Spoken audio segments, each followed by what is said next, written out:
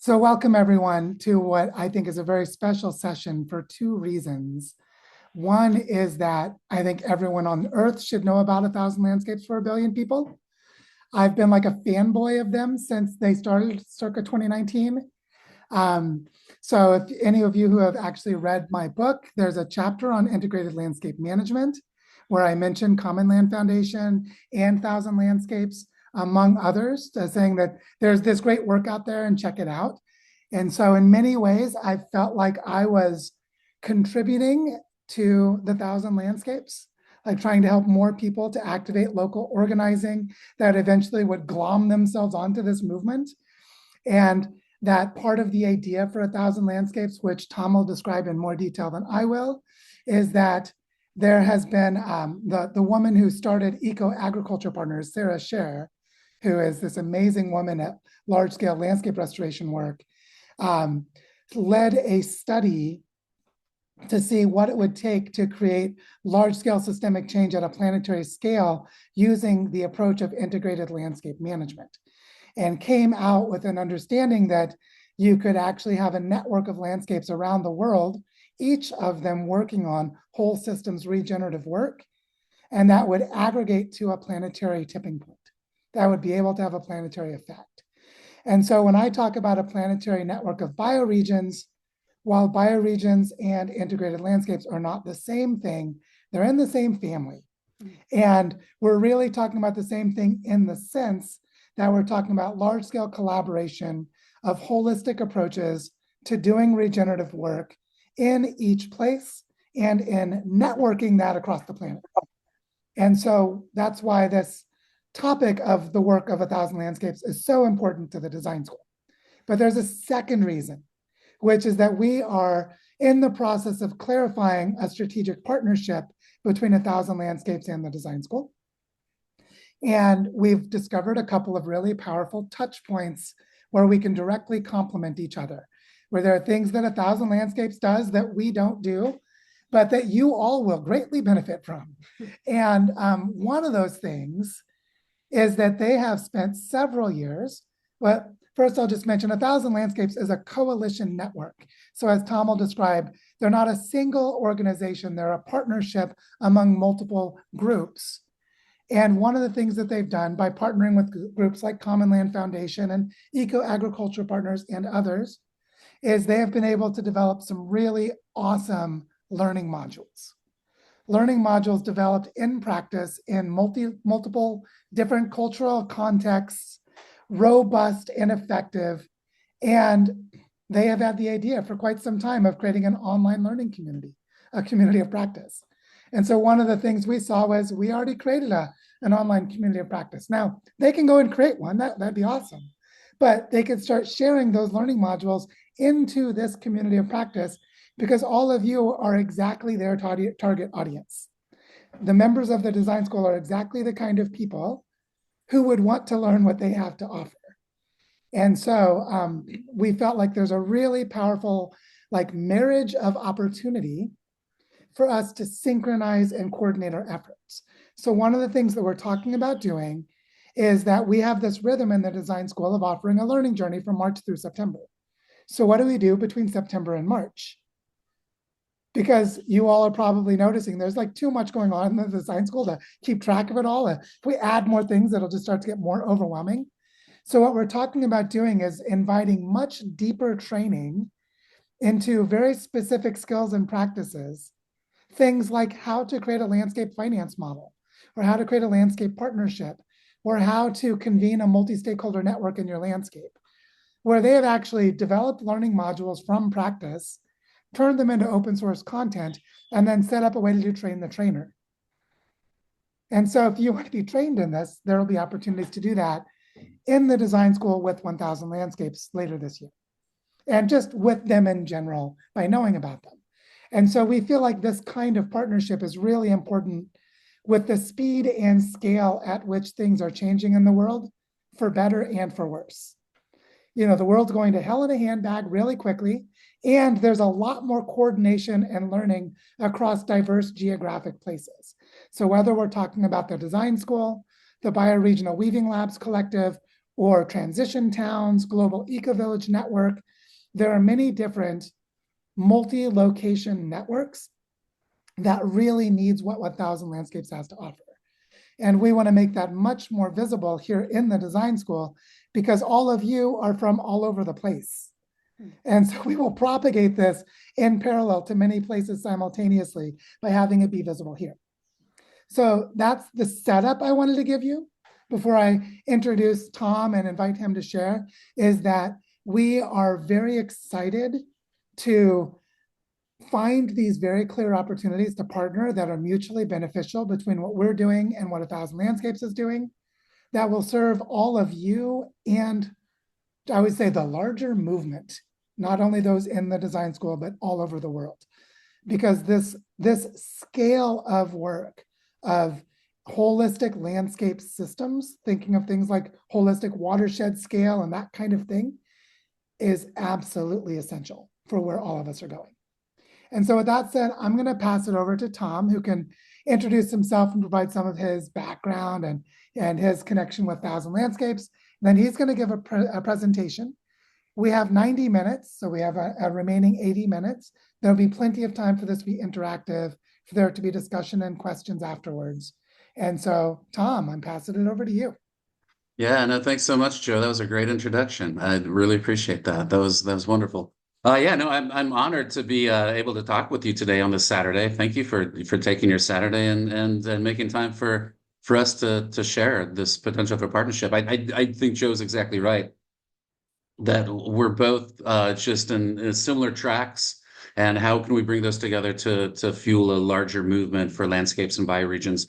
When I use the term landscape, it's I think they're in the same, very much in the same family. A landscape can be a bioregion. A bioregion can be a landscape. Sometimes it's a little different, but those are nuances that we can think through. But for the purpose of this presentation, think about how some of the things that we've produced and some of the work that we've done may support the work that you're thinking of. I would love to know kind of the scope of where people in this community today are located. If you could put in the chat just where you're from, I would really love that. It would just be great to see folks. So I'm in Vancouver, Washington. So I guess my bioregion is Cascadia, the North Pacific. I've worked in the landscape world for, gosh, I got my degree in as a geographer in 94, 95 or something like that, as a landscape ecologist. And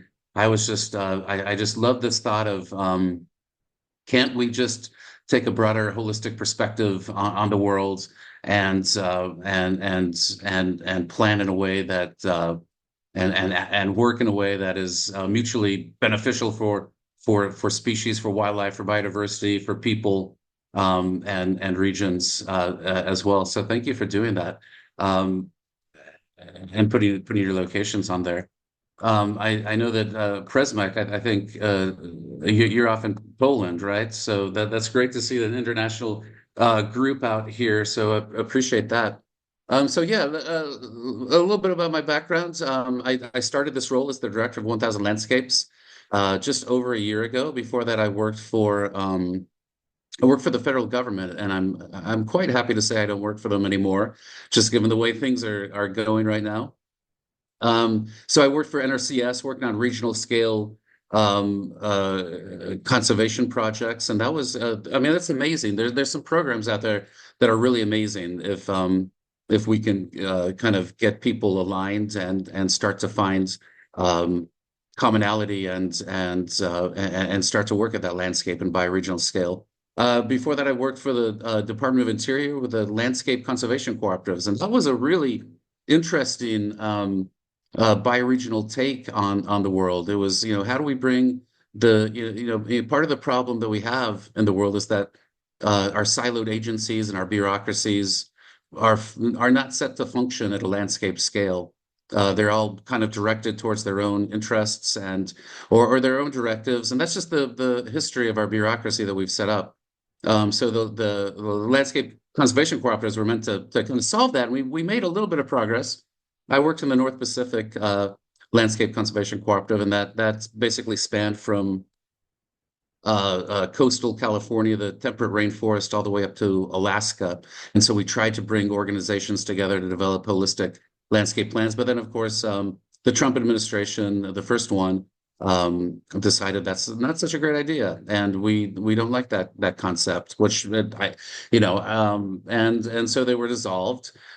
So before that, I've worked internationally in landscape and regional scale efforts for years with Wild Salmon Center, with other organizations, a Peace Corps volunteer in Cameroon as well. So that's a little bit of my background, and I've been a member of the design school since over a year ago. I love the energy that Joe and Penny bring to this. I just think it's fascinating to have this a group and this community of practice that's forming around the world. So I want to be a part of it, and so I've enjoyed going along. And again, like I'm honored to be able to talk to you a little bit today about 1,000 landscapes for 1 billion people.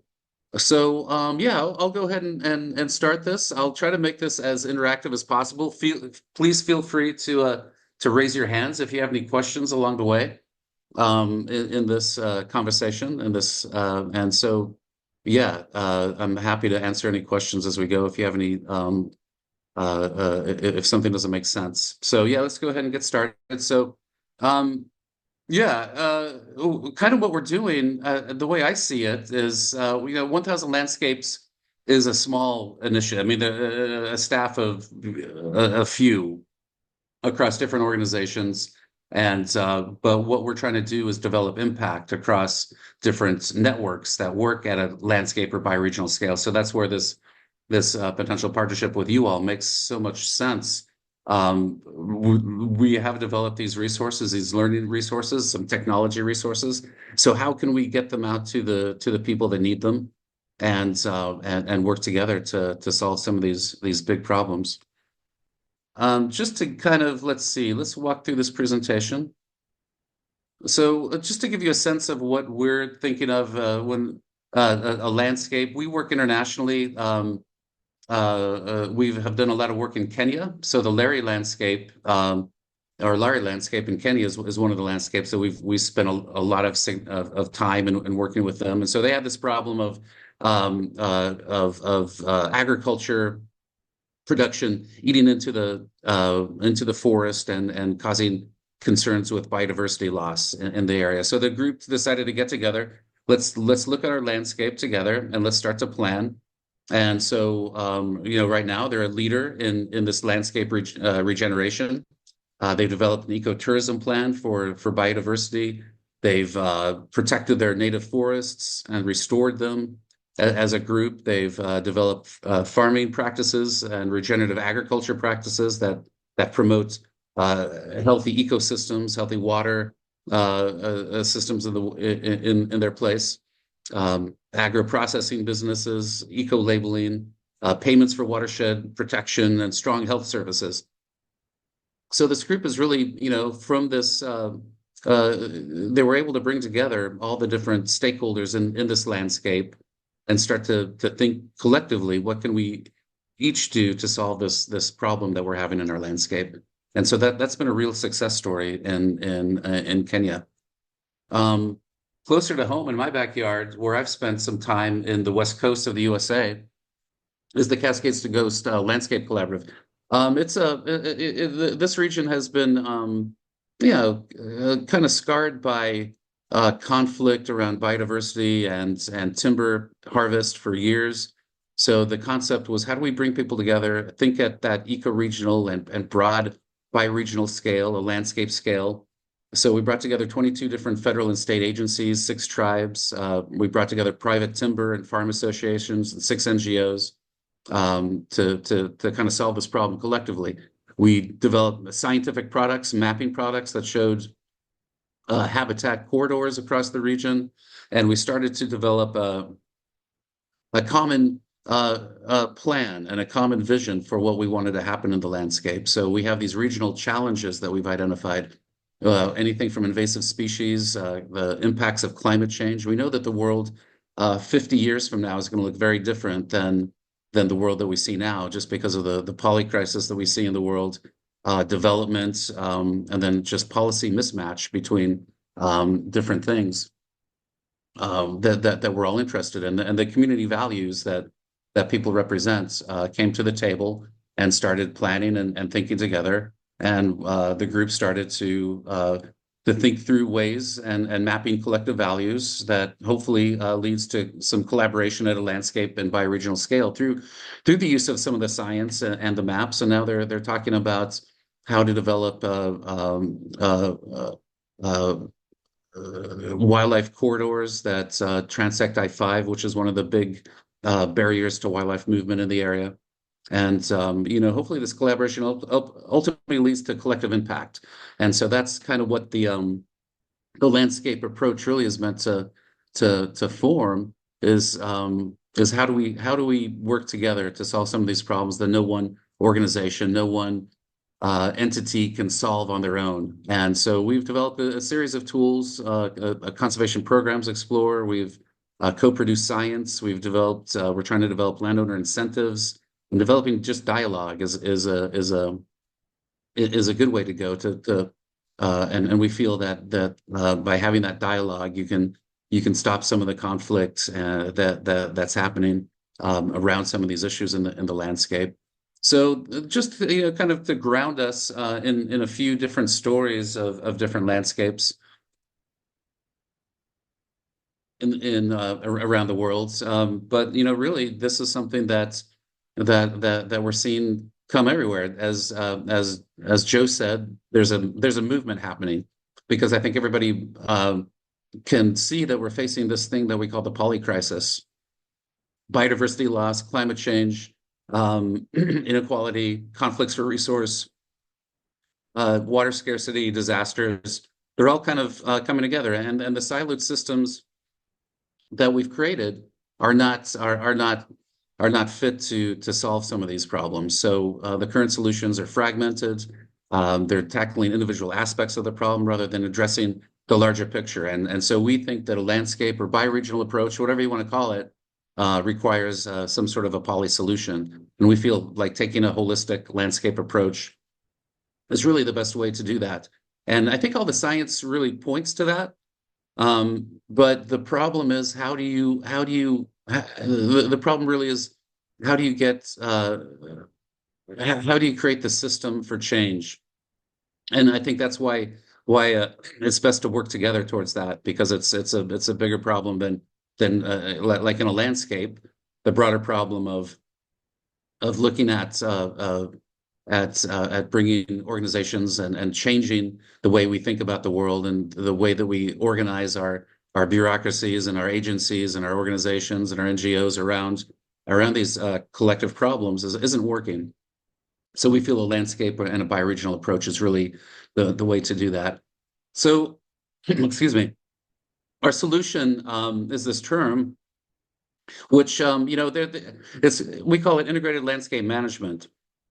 We can call it the four returns. You could call it 100 different things, really. But really, what it is, it's an approach for helping communities to strengthen their landscapes, their bioregions, their ecosystems, for climate resilience, for their livelihoods, for biodiversity.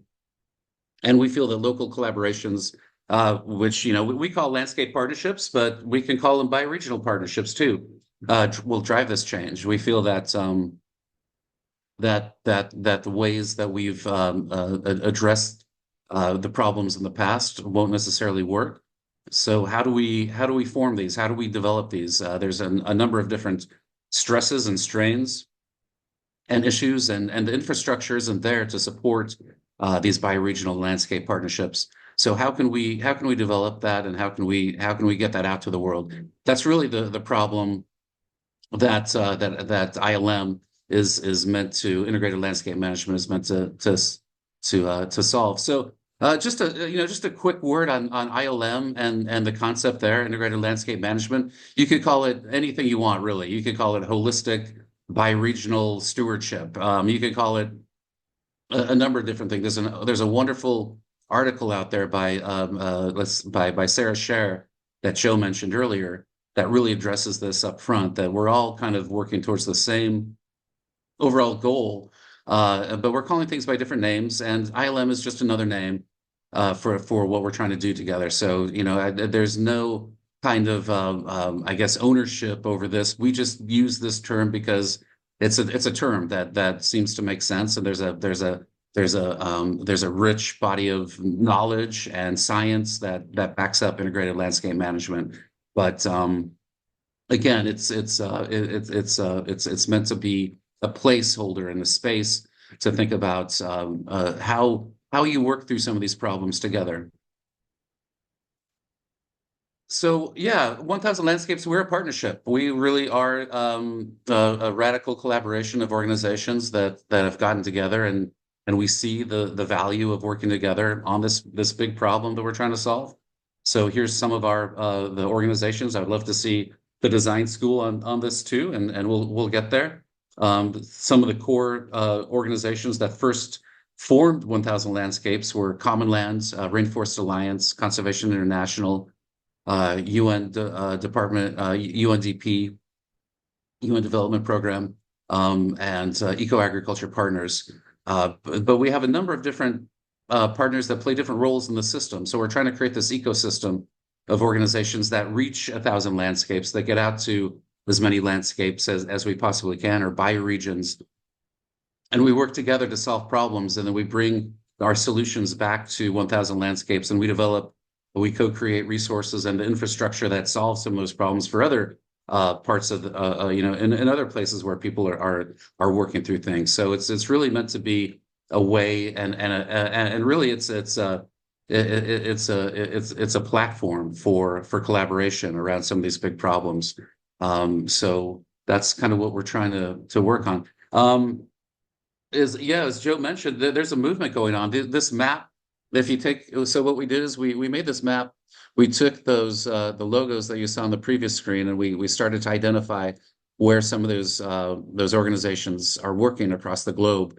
And so that's what this map represents here. Each orange dot represents a different landscape partnership that we're aware of. It's not a perfect map, but it does represent that there is this movement towards landscape and bioregional approaches. And so these organizations, each one of these orange dots has their own story, as I'm sure in your own bioregion, each one has you all have a different story of how things are working and how things are evolving and how the process moves. What we're really trying to do is develop the tools and the infrastructure that support these orange dots don't blink out, that they're viable, strong, locally led landscape and bioregional partnerships. So there's a number of challenges. I've been a part of I don't know how many different landscape and bioregional efforts in the Pacific Northwest.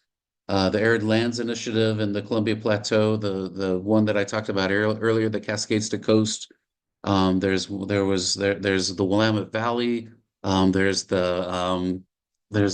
they all kind of suffer some this.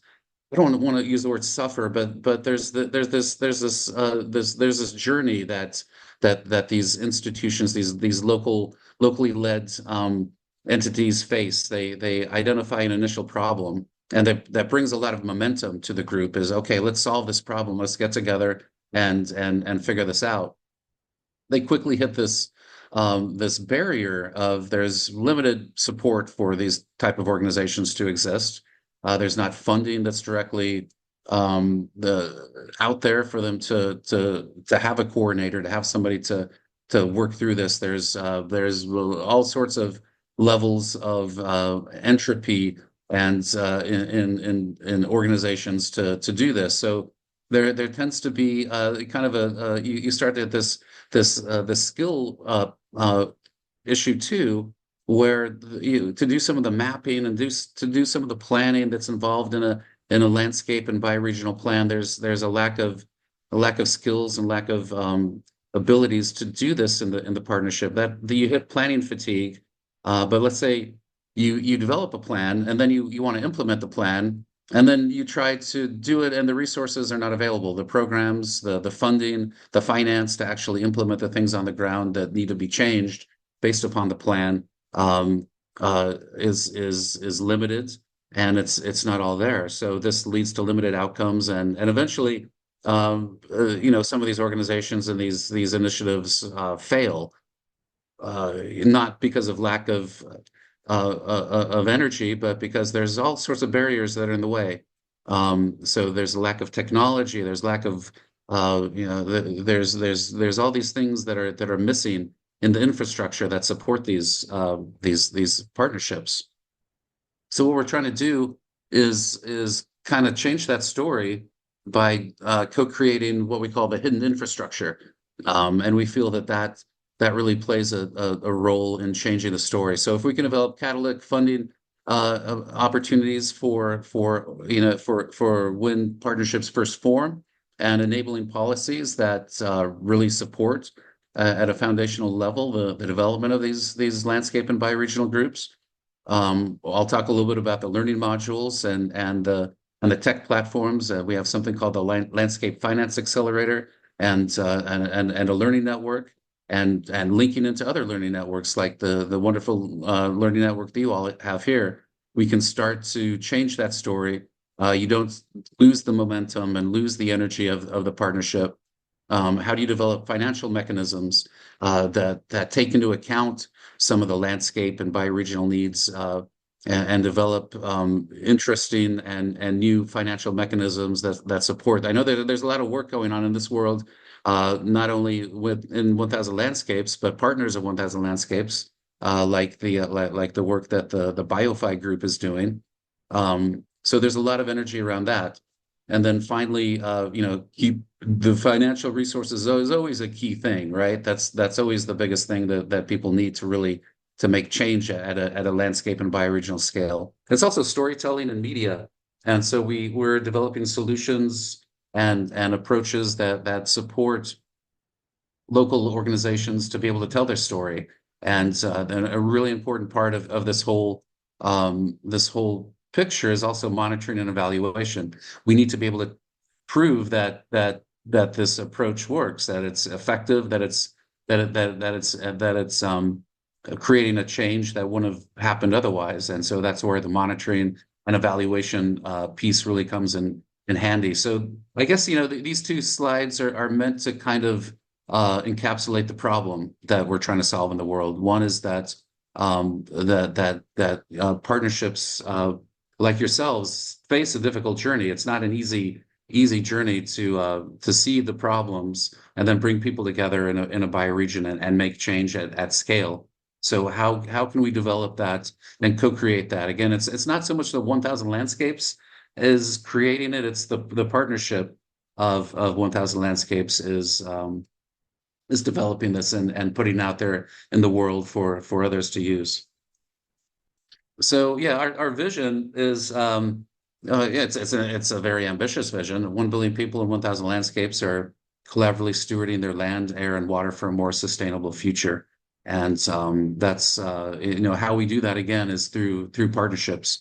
And we don't again, it's not me and the small staff here. It's the organizations, the Rainforest Alliance in the world working what they call thriving landscapes, and Conservation International works across the world in landscapes, and UN Development Program works. They have $100 billion, no, yeah, a couple $1 billion in investments that they put out every year towards landscape work. So how can we work together to reach that general goal? A little bit about kind of the background of 1000 Landscapes. So we started about 10 years ago. Well, no, in 2019 is when we started, but it builds on 10 years of work with what we call the Landscapes for People, Food, and Nature program. And that was really a global look at what are some of the needs of landscape partnerships, and that really kind of formed the let's see, the situation assessment of what the system needs to really function.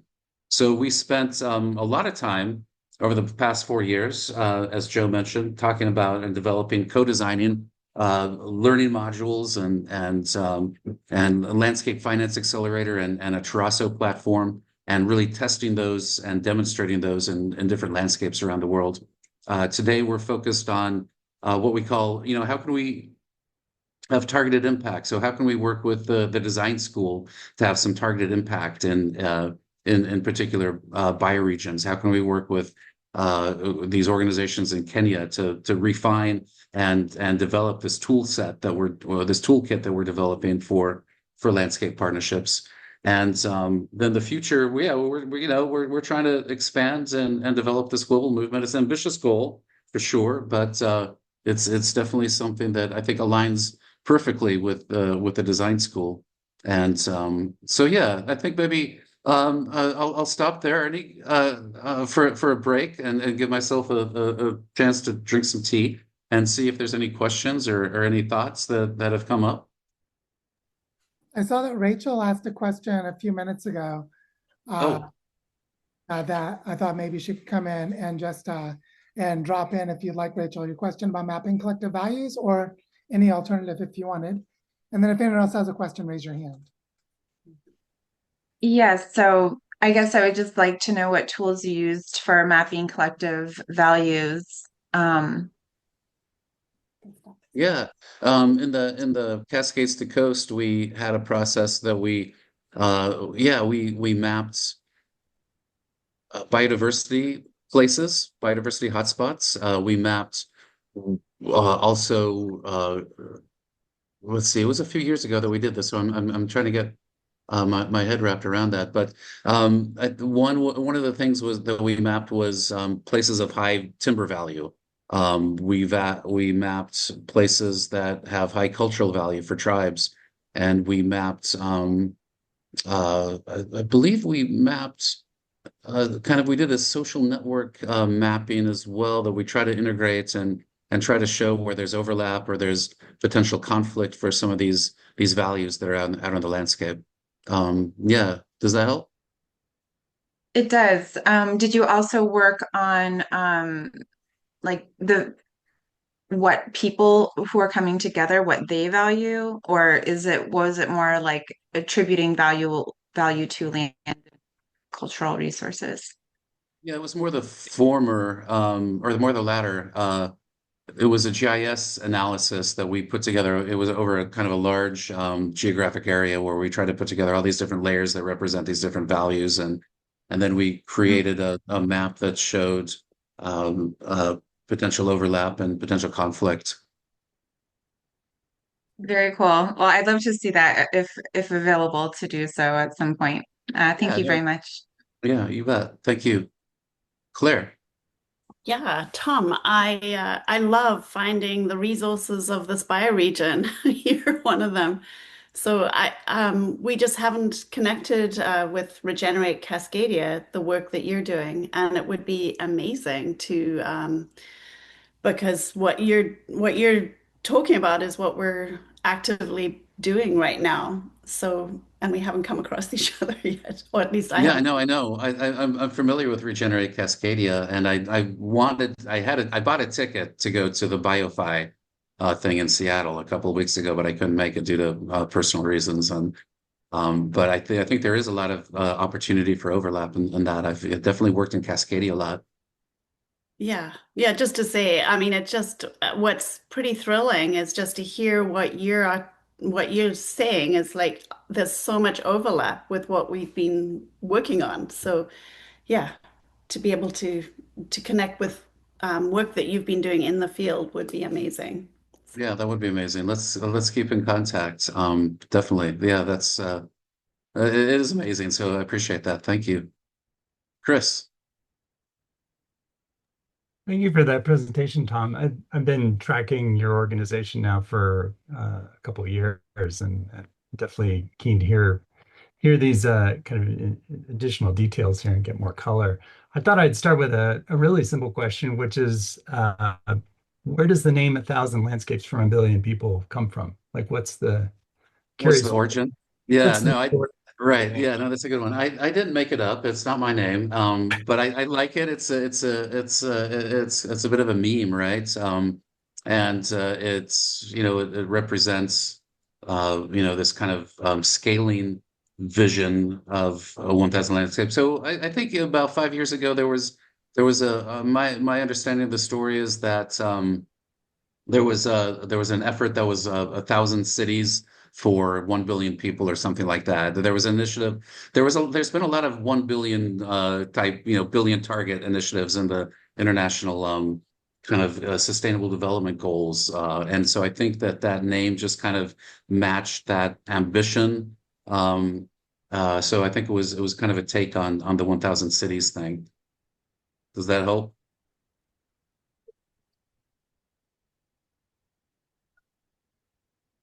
That's about all I know. Did I freeze or did you freeze? Somebody froze. He froze. I froze. Okay, sorry. No, no, he froze. Chris Oh, froze. okay, all right.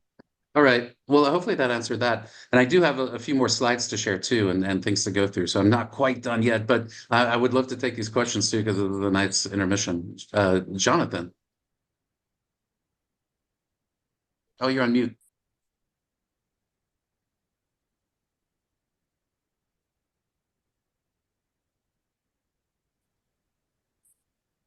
Maybe we'll go to Dan. Well, Jonathan.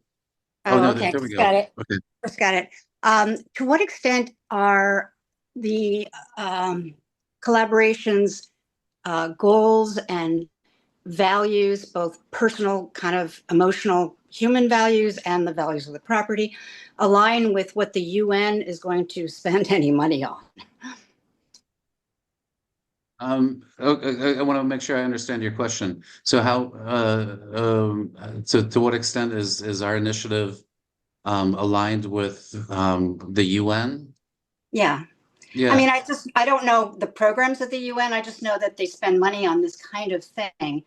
So, Yeah, well, so yeah, UNDP, Development Program is one of our partners. They're a steering committee member.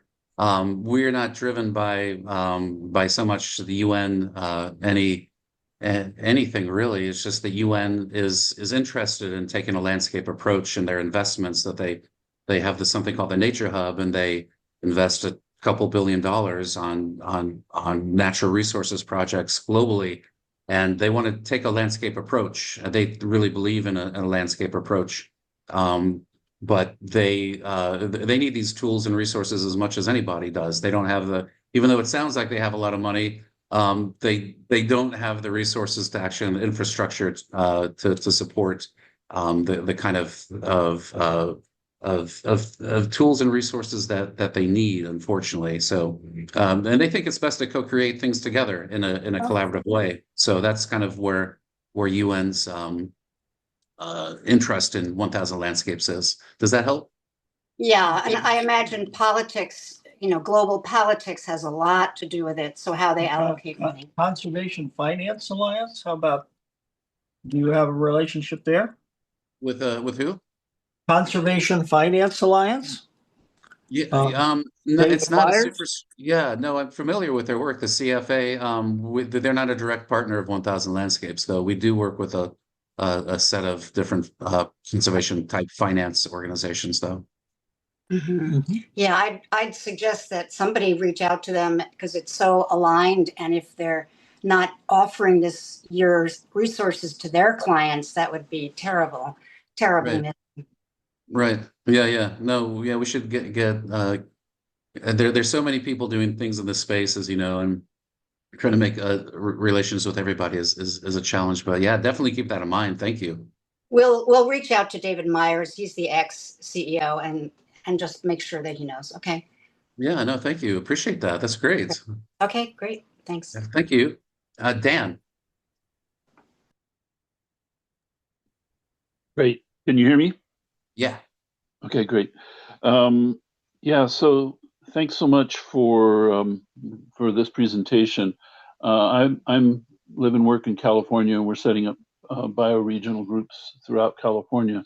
I was a former executive director of the Association of Compost Producers, but also part of the Bioresources Alliance, which we're trying to house at UC Davis. And I'm wondering, just on the data question, because data is absolutely necessary, and we have a lot of it. But Is there anybody in your group coordinating data on a regional basis, both of the bioresources as well as the work that's being done to manage those resources? We don't do a whole lot of work. We have a data platform that I'll talk about in a little bit. Okay. But we don't do a whole lot of data coordination. We're trying to come up with a monitoring and evaluation framework that will help us monitor the effectiveness of of the overall initiative. But we're not engaged. We don't engage with individual data collection of different bioregional or landscape efforts, because that's really kind of their space.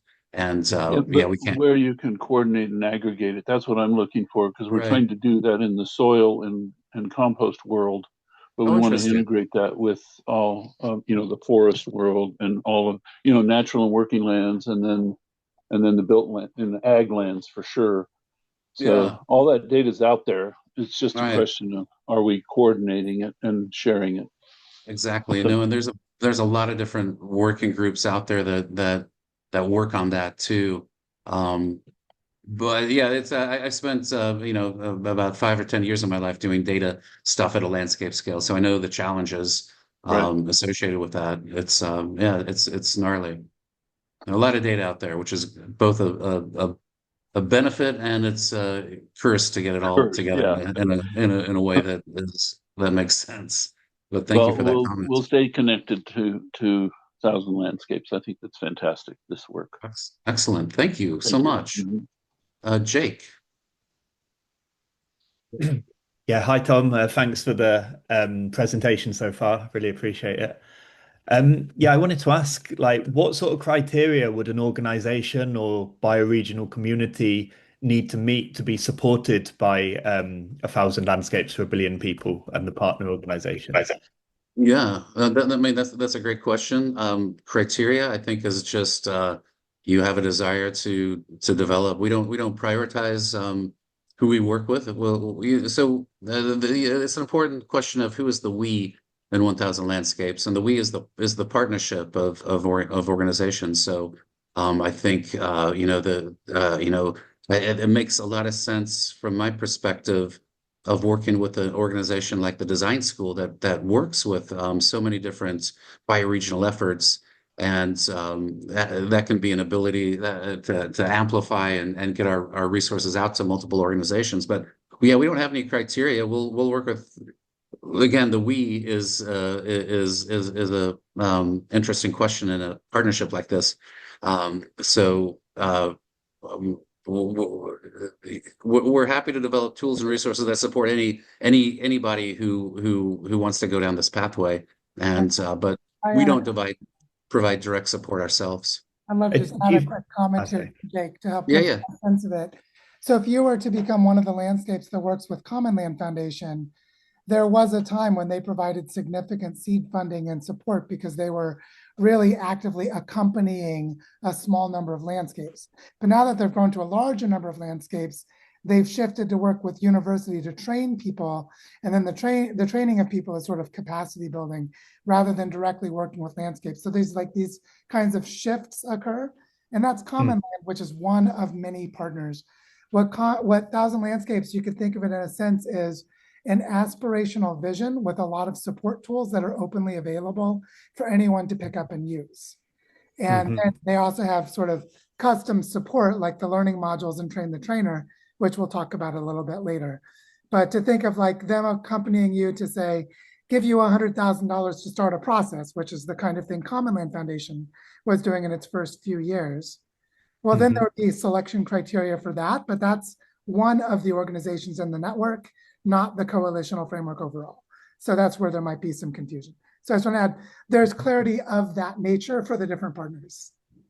Okay. Right, Yeah, nice. Thanks. Yeah, that's great. Thanks, Joe. Sanjay.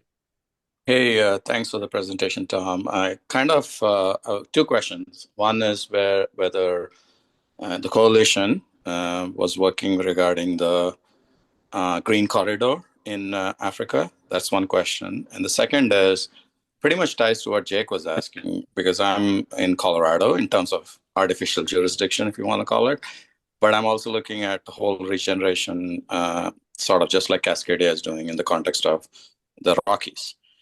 So I like that you're taking a co-creation approach, and sort of what you are saying and what just Joe also mentioned about the tools being available, because I'm connecting with current incumbents, including universities, because you have to bring them along, So in some ways, you guys answered the question I was after, that, hey, since you're taking a co-creation approach, what is the opportunity for the collaboration, right, with the partners in the ecosystem? So, Right. Yeah. yeah. Yeah, I think there's two opportunities. One is continuing to co-create resources and tools that will support a global network of landscapes, and the second is around this concept of scaling out to more landscapes. So that's who we kind of develop partnership agreements with, and MOUs is organizations of kind of focused on those two goals. For example, we're working right now with an organization called Child Fund International, and they have an environmental program for youth, and they want to work at landscape scales with their youth program. So how can we support them to develop this landscape approach? And they need to develop the landscape approach themselves, but what are the tools and resources that they need, and how can we develop a learning network and train the trainers and things like that really help them do that. So how can they gain something from the partnership, and then as the part and giving back to the partnership with their experience and knowledge, and just helping to scale out to as many to kind of get this global movement going. So I think that's kind of where we're developing our partnership agreements now with the you talked about the Green Wall of Africa, or the I've had some conversations with them, with one part of that organization, that initiative, but that's about as far as we've gotten there. Okay, just quickly on what you mentioned. So the very first step would be sort of like an MOU, because next week I actually have a meeting trying to pull together regenerative Costa Rica and regenerative Colorado, tying to the universities on both sides. So there's going to be an MOU. So is that the same kind of thing if we decide, hey, to bring Thousand Landscapes or any of the ecosystem partners you have, it'll be an MOU with Common Land, or would it be with you guys? It would be with 1,000 Landscapes. 1,000 Landscapes. Yeah. Okay. Yeah. Okay. Yeah. Cool. Thanks. Thank you. Yep. Okay, Wigesa. Thank you so much, Tom, for your wonderful presentation and all the discussions that are very fruitful. I'm calling in from Kitale, Kenya, and I work with communities, especially around dry regions, especially in semi-arid and arid areas, helping them to restore degraded landscapes. And I founded a small project in a community called Pokot Community, and they're pastoralists, but they're starting to farm now, and they have a lot of degradation. And I see you have a lot of collaborations, like, for example, Common Land and stuff, and organizations like that, but they don't want to work with, I've tried to reach out to them, and it's like they just want, like, we want large millions of acreage of land for restoration. And so they just block you off like that. And you wonder, where can you get a collaboration that can nurture a community that is trying to restore very bad landscapes? And it becomes a little bit difficult because all these people with a lot of money, or organizations with lots of money, they want to embrace organizations with huge landscapes. So I wonder whether there could be a collaboration with probably small communities that are striving to actually restore their own landscapes without resources. Yeah. Thank Yeah, no, thank you. That's a great question. We do have so this is kind of an example of 1,000 Landscapes, is that we developed along with a group called the Kenya Landscape Actors Platform. It's a national coalition of landscapes in Kenya. I would love to put you in contact with a guy named John Recha. He's in charge of he's the director of KenLap.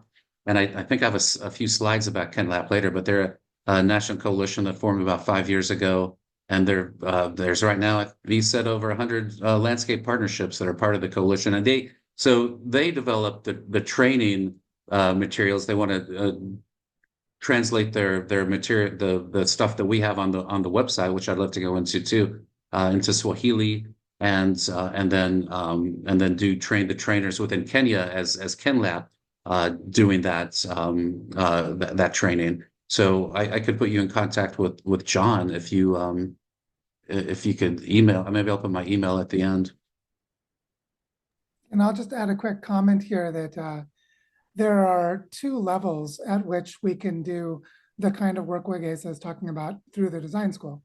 One is we've been exploring the bioregional activation funding pool as one of several ways for us to explore how do we create mutual support within our network for learning exchanges and for enabling things to occur, which I think can weave itself very nicely with 1,000 Landscapes learning modules.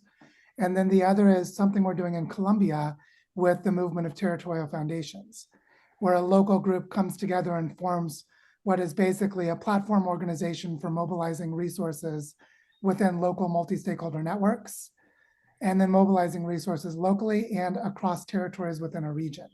So we're doing that in Colombia across the Northern Andes, but a similar kind of thing could happen across East Africa. Just to say that local groups forming their landscape partnerships, as Tom was mentioning, once you start to form a landscape partnership, then you have the capacity to mobilize resources for the stories that are part of those partnerships. And so as you're telling those stories, you can reveal things that are opportunities for partnership at that local level, and it becomes peer-to-peer support. So it's a grassroots way of organizing. And 1,000 Landscapes is very strongly interested in exactly that kind of collaborative, from the bottom up, peer-to-peer networking between local communities. So I think there's a lot that we can bridge in that space between what we're doing in the design school and what 1,000 Landscapes is doing. It's a rich terrain to explore later.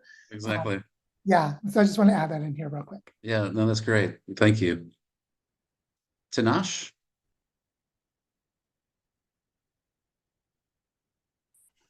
Okay, thank you so much. I'm in Zimbabwe, Harare, to be specific. I really wanted to find out where exactly in Kenya you doing the project, because I'm traveling to Kenya mid-June. Maybe if my time allows, I'll be interested to pay a visit, because there's something that we're trying to work, because we're trying to get to come up with nature-based interventions in response to our social and environmental ills. And I'm working with Zimbabwe Prisons and Correctional Services. I'm operating an NGO which is actually working with Zimbabwe Prisons and Correctional Services. So I'm busy trying to see how best we can come up with these programs. Like in most cases, some of these programs, you'd realize that they go to universities, but I'm trying to work around a situation by where we turn our prisons to be more like educational platforms for the communities, and tapping into the vast pieces of land that they have. If we start working on those pieces of land, for example, in Zimbabwe, we have something like about 46 prisons nationwide. And if we start working, each and every prison starts adopting some of these green approaches, some of these sustainable approaches, it can actually have significant impact on the landscape restoration for our country. So yeah, I'm trying to see how best we can tap from those who have already started, and also network with other critical players, stakeholders, to come up with an informed and a pragmatic approach to whatever we are working on. Thank you so much.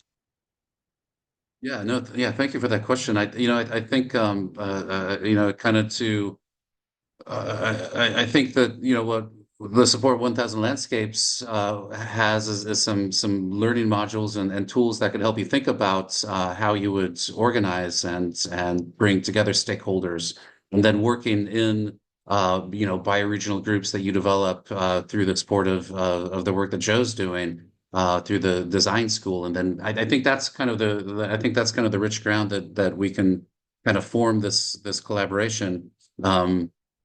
1,000 Landscapes doesn't work on the ground per se, but we work with organizations like the design school that are more linked to the ground. So maybe I could go through some of the learning modules really quickly too, after the question from Howard, and kind of address that a little bit more clearly. But thank you, Tanash. Howard.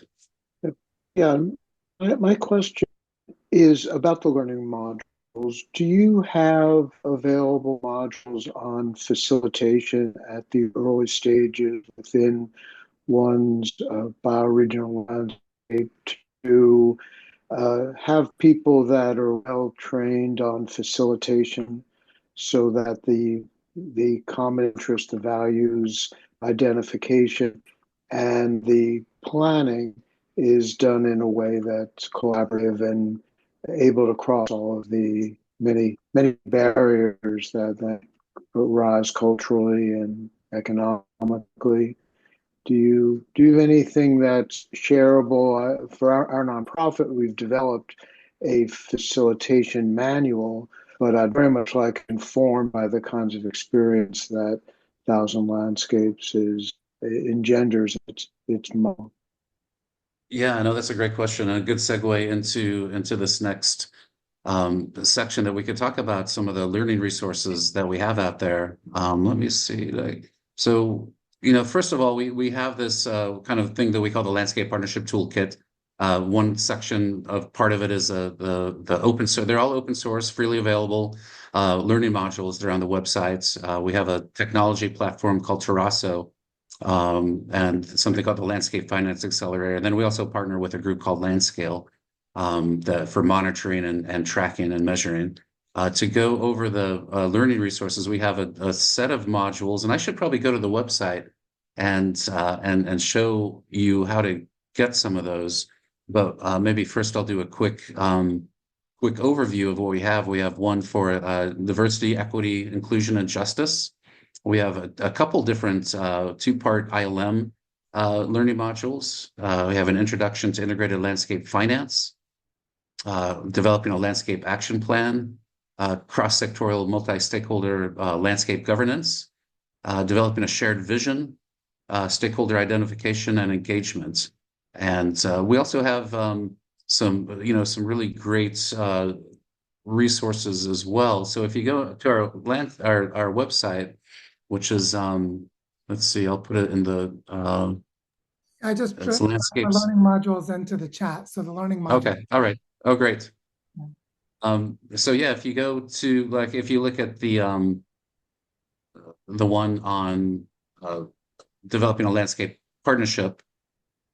Yeah, Tom, do you want to share your screen again, or do you want to? Am I not sharing it? Okay, I sorry. took it off while we were doing the discussion, so. Okay. I realized maybe I should let you know that. There we go.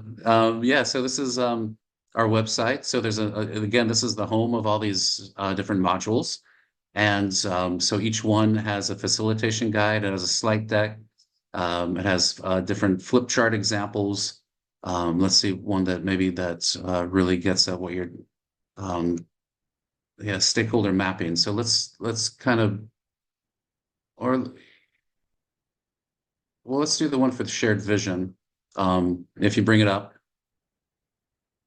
there's a facilitation guide that's very in depth into how to develop and go through this process, and contextualizing it, thinking through logistics, and then there's a whole agenda that is kind of, again, these are all kind of used as should be thought of as templates that you can use. They're meant to be customized and used for your own particular needs.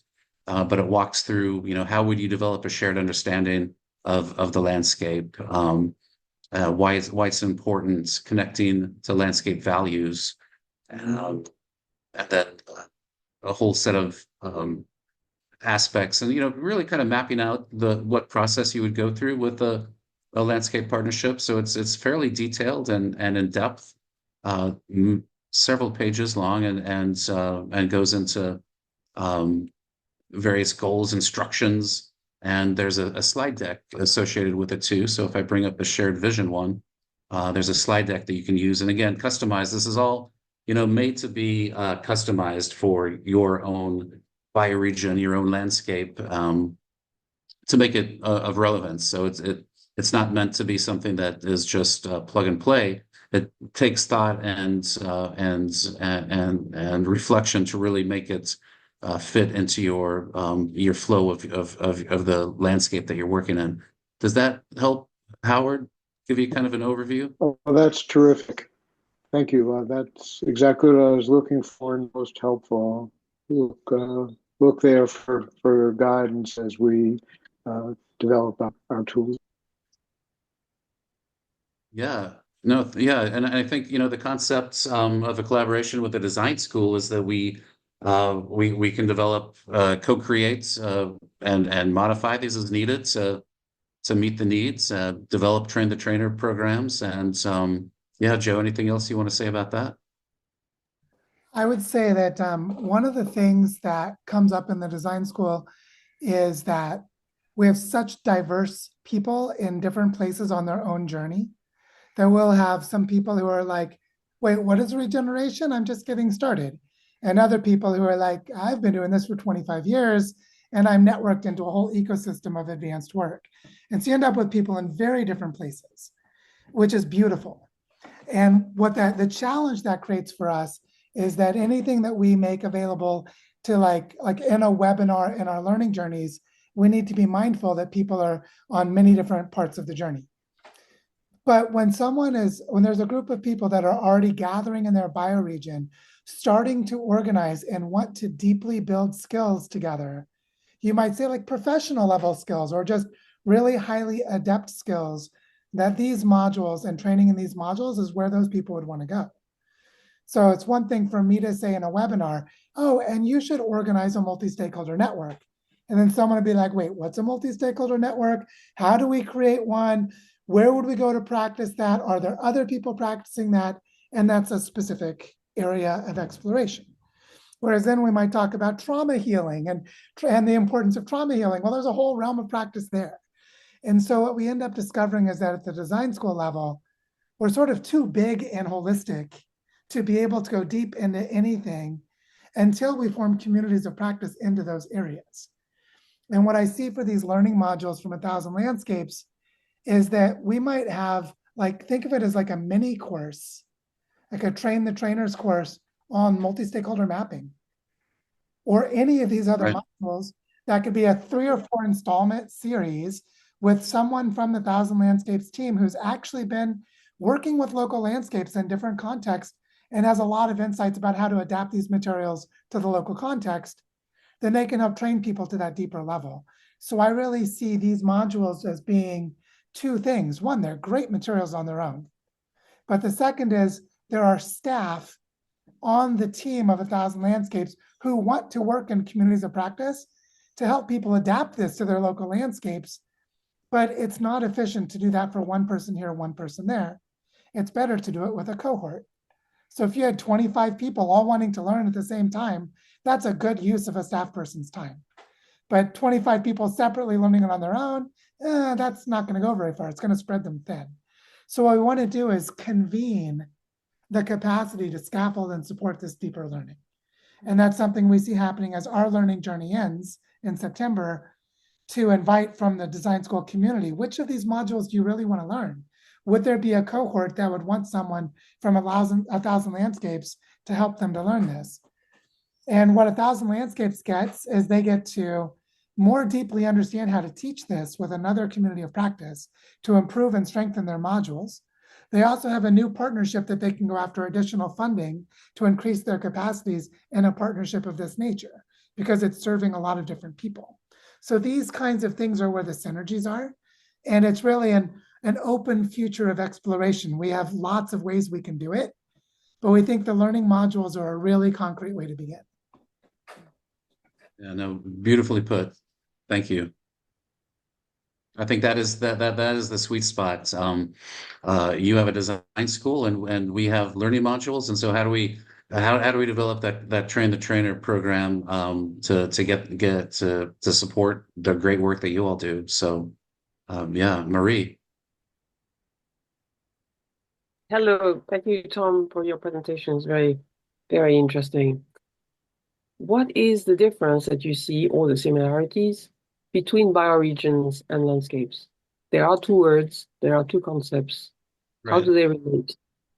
Yeah, no, this is a great conversation that you could probably have over several beers and not figure it out. But yeah, no, I mean, Joe has put out some great resources about this. There's I can't remember the guy's name in Cascadia who did a nice article about kind of That's Brandon. Yeah. yeah, I think that's a really good. I don't know if we could put that in the notes or something, but I really thought that was a good resources, a good resource. I mean, it's the term bioregion, and I mean, sometimes I mean it might have this connotation of a larger, this encompasses the biological resources and the ecosystems of the larger geography, like Cascadia. Bioregion, as it's mapped and defined, includes the Columbia Basin and also kind of the temperate rainforests too. And so, there's a thousand ways to make a line. A bioregional approach is critical just to have that perspective of the whole system. Maybe one way to think about it, and maybe this is where that article kind of talks about it. A landscape is this actionable place where you bring people together. A landscape should have a eco-regional or a biological or a watershed delineation to it. Is it a smaller area? It could. There's no size. There's no one size. But I mean, in my mind, they're highly related. I think that having some cohesion around those terms would be good, just so that we know what we're talking about. Joe, I'll hand it over to you to answer that in your own way. Yeah, I would say that let's just start philosophical, because that's a good place to recognize where the problem comes from. The problem isn't in reality. That reality doesn't know the relationship between bioregions and landscapes. The problem is that in the Western philosophical tradition, going back to Plato and Aristotle and those kinds of people, there has been a way that accumulated of creating categories as a list of essential features. And then there's been a whole body of work in the sort of modern and postmodern eras, and in embodied cognition and how human minds create categories and other such things that show that way of creating categories does not map to reality very well. That, just like you're trying to say, what's the relationship between a particle and a wave in quantum mechanics? And you'll find your categories become a problem after a certain point. They get in the way of understanding. Similarly, if we try and think of landscapes as functionally distinct from bioregions, or bioregions as somehow uniformly comprised of coherent subparts that are landscapes, that we are in the la-la land of human category construction. And we'll end up with bullshit in there somewhere. So what we need to do instead is look for coherent patterns and relationships, recognizing that biology is filled with membranes and complex systems are continually adapting and evolving. And living systems are complex systems. So when we start to recognize that reality is adapting and evolving, and it doesn't really care what human categories are, then we can start to see how landscapes and bioregions relate to each other, which is that landscapes are holistic systems that you can create frameworks of action around, like Tom said. So you could create a holistic framework of action for a coastal estuary, for a fishery, where you have some way of geographically understanding the dynamics of the fish, and the nutrient flows that feed them and so on, or of a watershed, right? So these functional landscapes is a very useful way of categorizing, and integrated landscape management generally works in that way. But what if you take something like the Great Lakes? The Great Lakes is a tapestry of landscapes, but good luck differentiating them. Sometimes you can, but sometimes you can't. And so what becomes more important at that scale, when we're getting up to the bioregional scale, is purposeful action. Because when we're talking about purposeful action for something like securing a healthy snowpack in the Rocky Mountains, well, the Rocky Mountains depend on El Nino and La Nina in the Pacific Ocean. They depend on atmospheric rivers flying over California and a whole bunch of other things that get larger scale even than the Rocky Mountains or the Colorado Basin. So we're dealing with things that don't naturally have a clear categorical boundary. Like, where the hell would you differentiate where the water begins and ends for the snowpack of the Rocky Mountains is a fool's errand. It's the wrong way to think. Instead, you need to think about Earth systems processes, like ocean mixing processes and ocean currents, evapotranspiration, jet streams and how they move storm tracks, how storm tracks are related to precipitation frequency in different geographic areas. And those categories of landscapes are not what's relevant for that part of the work. So what I'm getting at here is that we need to understand bioregions as coherent large-scale systems, and we need to understand how to work functionally and practically with holistic landscapes, but they don't always arrive at the same taxonomies, which means we need to be gentle in our definitions. We need to be soft in trying not to differentiate them too much, but instead be practical and pragmatic. Sometimes it's essential to think about the world as landscapes because of the nature of the purposeful work we're doing. Other times we're trying to understand bioregional identity, where, like, let's say you're talking about salmon on the west coast of North America. That's Alaska down to Central California. That's a whole bunch of different ecoregional landscape systems. And so you start to find that the purpose of orientation changes the way that you do categorization, which is why we don't have a strict definition that separates them.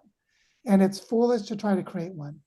But it's helpful to have practical distinctions to be sure we don't get confused, which is why we need to have a very thoughtful way of creating a philosophy of categorization here that is based in ecology in complex systems and not strict reductionistic categorizations. And so I really stress that philosophical dimension because we could end up debating until the cows come home when we need to be regenerating the earth. And so we can divide ourselves foolishly with these categories. But like Tom said, there's very practical ways of thinking about functional relationships to watersheds, estuaries, et cetera, where landscape frameworks are extremely important. Whether or not they're a bioregion is a point of practical utility more than objective reality. Yeah. Well, the reason I asked the question is because landscape is a very used for a long time in ways of constraining the land, in the sense of horticulture, in the sense of capability brown, in the sense of creating a certain impact on society. That's why I'm asking that question, because the two, it seems to me landscape is more coming from the existing dominant system, whereas bioregion is coming more from the nascent system, if you see what I mean. That's why I was asking the question particularly. You answered on the physical level, which is very good, and I understood the difference between the functional aspect and the more embedded in the whole functioning of the biosphere aspect of a bioregion. But I was wondering on the cultural level, whether landscape is a more of a it has power involved in it, as far as the cultural will that creates a landscape, whereas bioregion has less of that. It's more coming back to the natural flow. You see what I mean? Yeah, I could add one comment, and then Tom, maybe I'd pass it back over to you. I remember when talking with Willem Ferwerda of Common Land Foundation about the Altiplano in Spain, where they started with a boundary for the definition of their landscape. But as they started doing their work, there were people adjacent to that landscape that made the really good case that they were part of important processes and they should be included. And then later they adapted the boundary of the landscape for practical reasons, which is that they were working on shifting from industrial agriculture to regenerative agriculture in Spain. And they started with a group of actors that had a pretty well-defined area that they were working in. But as that work became visible culturally to others that were nearby, they asked to participate and made the case for it, and they altered the boundaries to include them. And so this participatory bottom-up nature, the collaborative, co-created nature of the landscape frameworks is really important. And I think that's partly what addresses the power that you're naming, because that's a big deal. But I'd love to pass it over to Tom if you have other comments about the dynamic of collaboratively defining the landscape through practice. Yeah, no, I mean, it's a great discussion, and it's a great answer, Joe. Yeah, I think the concept of a landscape definitely has a socio-ecological construct to it. It's the people in the landscape that are, like Joe said, are trying to define the boundaries and bringing together the stakeholders. To me, a landscape approach has this concept of one kind of a broader spatial scale than you would think about for a meaningful spatial scale that you can be actionable and pragmatically get things done. There's the social aspect of it of having the stakeholders that have some power in the landscape to be part of the process. So I think it's important, like we did with the Cascades to Coast and the Kenya example earlier. They all brought together the key stakeholders in the process. They need to be part of it. You need to bring together the state forest organizations, agencies, if to develop a landscape approach along with NGOs and tribes, and having this multi-sector platform that is actionable at a certain scale. I think so. That's the kind of the second component. The third is the temporal component of time and thinking in longer term. So thinking Common Land says 20 to 30 years. It's a generational thinking that goes on in a landscape approach. So it's kind of those three realms, and what the spatial boundary of the area that you're looking at is kind of a compromise in many ways about what you can impact meaningfully, and that impacts the landscape, and what the stakeholders, what is practical to bring stakeholders around a shared vision and plan.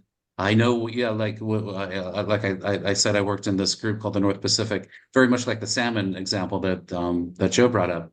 It was across Canada, Alaska, 3 states, and trying to bring people together at that scale to do something was it's a different feel and a different that different feel than at a scale like in the Cascades to Coast example, where we brought it down to we found that the actionable kind of place was this landscape we called Southwest Washington, because we felt that this is, if we try to make it too big, we'll spend forever trying to bring people together around a shared vision. But we think we can do it in this geography, and there seems to be energy there. So it's, there's no map of landscapes out there that is kind of contiguous, and they're all, it's kind of whereas in bioregions, people can map bioregions. We have several different ecoregional maps out there. But a landscape is this kind of, it's a bit of a, social construct, and mixed with the ecosystem. I don't know. Any thoughts on that? Does that make sense, Joe? Yeah, I would just add a comment that something we've done in Barichara, Colombia, is we've taken a 3-stage approach, where we started with defining our territory in terms of the regional climate system, but beginning our work with the town of Barichara and the neighboring towns that are about 10 kilometers away. So we're working at a scale of basically a cluster of small villages. And then in stage 2, we want to expand out to the 3 major watersheds, Rio Fonce, Rio Suarez, and Rio Chicamocha. And then in stage 3, we want to arrive at the regional climate system defined as the boundaries between the major mountain ranges that are divided in the Northern Andes. And so we basically are taking an approach of, in the first 10 years, we're mostly just going to work in the town of Barichara and the neighboring towns. But we're going to prototype models that can expand out from small tributaries of a larger watershed, because the neighboring towns of Barichara are one of the tributaries that goes into one of the 3 larger rivers. It's not even one of the 3 larger rivers. So what we want to do is move out in second stage to working with the 3 watershed systems, where 2 big rivers drain into a third. It's basically Rio Fonce and Rio Chicamocha both drain into Rio Suarez. And so we have these 3 rivers, which have a major canyon system within the boundaries of the 2 major ridge lines of the mountain ranges of this region. So we have a geologic, climatic, and socioeconomic way of thinking that gives us 3 phases of work. So we're doing landscape scale work in small streams and small ecological corridors in the first 10 years. and then moving out to major watersheds for the 10 years to 30 years, and then moving out to the regional climate system from the 30 years out to 50 years and beyond. So that's our approach, which I'm sure we'll adapt as we go. But we intentionally took a fractal or a multi-scaled strategy. We're like, we see multiple scales of action in our territory, but we have to prototype at a small scale to move out to a larger scale, to then move out to a larger scale. And I think that's a helpful way of recognizing what Tom said is we couldn't act on those 3 watersheds from day one. We couldn't even act in the town of Barichara on day one, which has a population of like 7,000 people. And so we needed a multi-tiered approach. And that's what's beautiful about the landscapes being functionally defined. Is part of the function is what is your capacity to act on it? And then how do you build more capacity? So I think there's a lot of nuance in this practice that we can go into as we continue moving forward. But that's why these learning modules become so useful, because the learning modules become an anchor for shared learning. We learn together around the learning modules, and in that realm, we share these kinds of practices. And that's why the design school is such a valuable partner, is we have all these ways we're trying to do this within the network of members of the design school. No, yeah, no, that's great. That's wonderful. That's beautiful. If I may, I have another question, which might also be interesting to explore later, but whatever. 1,000 landscape for 1 billion people. There's a notion of carrying capacity in this. So is it that you think 1,000 landscape will support 1 billion people? And is that related to the whole 8 billion of us needing so many thousands of landscapes to be supported? And then behind that is a question of supporting humans, yes, but what about supporting the rest of biodiversity? In the biochar immersion, I saw that there is a very strong drive to recreate landscapes that have disappeared entirely. So how do you work with that? You see, people see the landscape as it is now, but it can be vastly different, we know that, but certainly vastly less sustainable than a previous landscape. Right. Yeah. No, there's a lot in that name, 1,000 landscapes for 1 billion people, isn't it? There's a lot of things that aren't said. And whether yeah, maybe it would be too long of a name to put 1,000 people and 1 billion people and all the biodiversity. But I mean, I think the concept is in there in the landscape approach that if we're benefiting people, that their ecosystems are returning the 4 returns, as we call them, and that's natural, economic, inspirational, and I'm forgetting the other one, but yeah, there's these kind of 4 returns that we're trying to shoot for in that landscape approach. So yeah, whether we'll meet our goal of 1 billion people, or why not just have all landscapes for 8 billion people? It's a name that was chosen, and we're kind of stuck with it now. But we're working on it. It's an ambitious goal.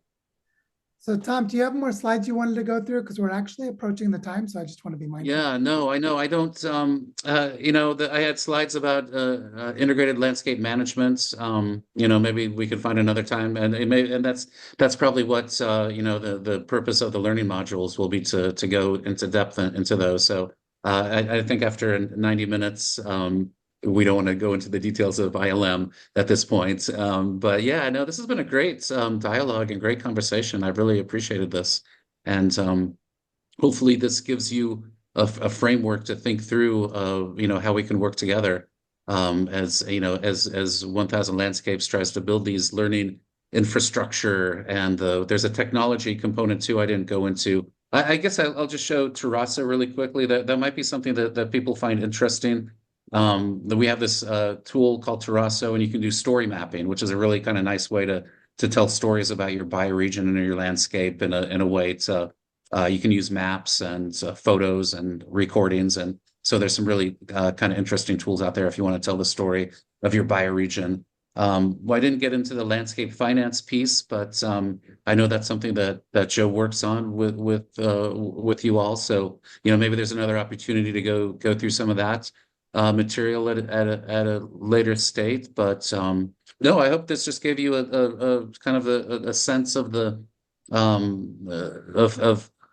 of what we have, the we being this partnership that has co-created these resources, and would love to have the design school be part of that process of creating these so they can be used in other geographies, used in all your bioregions that you work in, and get the really get to a state where we're a strong community of people working at these scales that can work together and co-create and change the way that we manage natural resources together. I think that's the general gist of it. So thank you for this opportunity.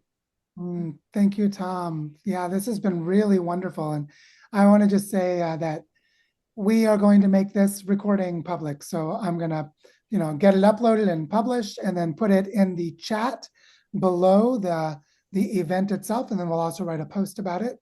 But I think this would be a really good one to share publicly and to pass along with your friends, to other people you're collaborating with, to learn more about the work of 1,000 Landscapes. And that clearly we are very aligned on our purpose here, aren't we? So if you're ever wondering, like, how do these different groups work? Like, there's the Bioregional Weaving Labs Collective in Europe, and there's Common Land Foundation, and there's Global Eco Village Network, and like, I'm confused. There are all these different groups. And it's like, well, really, what we need is place-based efforts and good human relationships between us. And these organizational frameworks help us to do that. But where we're all going is really integrating ourselves into the processes of the planet herself, like to be in the living fabric of a planet, restoring health and vitality to our ecosystems and to our human communities.